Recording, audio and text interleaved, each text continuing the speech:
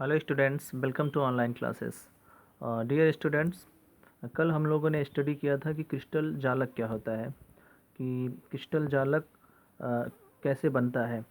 तो इसके बारे में हम लोगों ने पढ़ा था कि जो क्रिस्टल होता है उसके जो अवयवी कण होते हैं, अगर उनको आपस में मिलाते जाते हैं तो वो क्रिस्टल जालक के अवयवी कण और पूरा स्पेस ये ओवरऑल मिलाकर क्रिस्टल जालक का निर्माण करता है।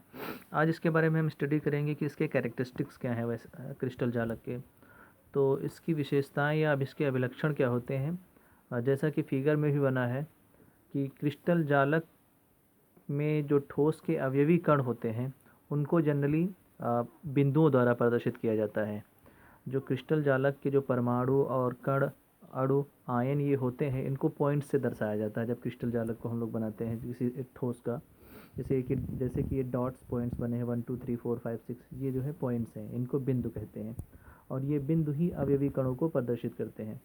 और जनरली इन बिंदुओं को क्या कहा जाता है, इन बिंदुओं को ही जालक बिंदु या जालक स्थल कहते हैं, लैटिस पॉइंट या लैटिस साइट।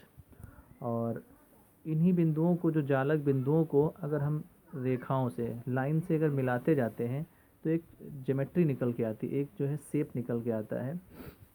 जो वो शेप जो होता है पूरे क्रिस्टल की ज्योमेट्री को डिटरमाइन करता है। जैसे कि ये कोई सॉलिड हमने फिगर में ले रखा है, तो इसमें जो पॉइंट्स हैं उनको अगर हम मिलाते हैं तो देखिए इसमें पॉइंट्स जब मिलाते हैं तो एक क्यूब निकल के आ रहा है। तो ये क्यूब ही पूरे सॉलिड के ज्योमेट्री को डिटरमाइन करेगा। जो वो सॉलिड्स होगा उसकी ज्योमेट्री जो है, जो क्रिस्टल लैटिस होगा उसकी ज्योमेट्री जो होगी वो क्यूब टाइप की निकल के आएगी। और ये हैं क्रिस्टल जालक के अभिलक्षण। अब हम स्टडी करेंगे कि यूनिट सेल क्या होता है, एकक कोशिका। तो ये हमने यूनिट सेल बना रखा है।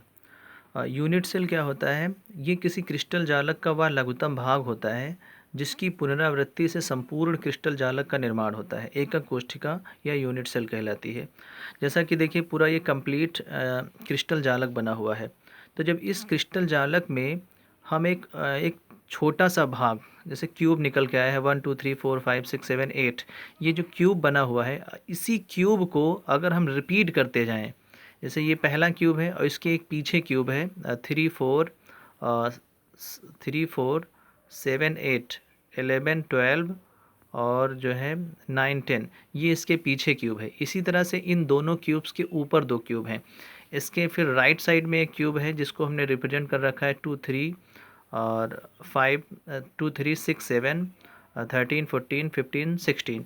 तो ये ये ज्योमेट्री जो है, ये जो यूनिट सेल है, इनको जब बार बार हम रिपीट कर रहे हैं तो इससे संपूर्ण क्रिस्टल जालक निकल के आता है।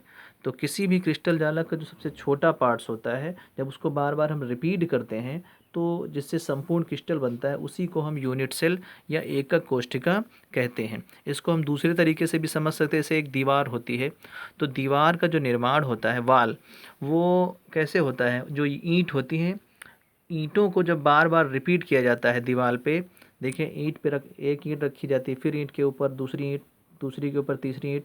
तो इस प्रकार से जब ईंटों को आपस में एक दूसरे पे और आगे पीछे जोड़ते जाते हैं तो जैसे संपूर्ण पूरी की पूरी दीवार बन जाती है, वैसे ही किसी क्रिस्टल जालक में जब एक छोटा सा भाग, उसको जब हम बार बार रिपीट करते हैं, उसी आकृति को मिलाते जाते हैं, जब पॉइंट्स को मिलाते चले जाते हैं तो पूरा का पूरा संपूर्ण क्रिस्टल निकल के आ जाता है। तो यही संपूर्ण क्रिस्टल का जो छोटा पार्ट्स होता है, जिसको रिपीट करके पूरा क्रिस्टल जालक बनता है, उसको हम यूनिट सेल कहते हैं। जैसा कि फिगर 1.a में यूनिट सेल बना रखा है, इसको आप लोग बना भी लीजिए। Thank you.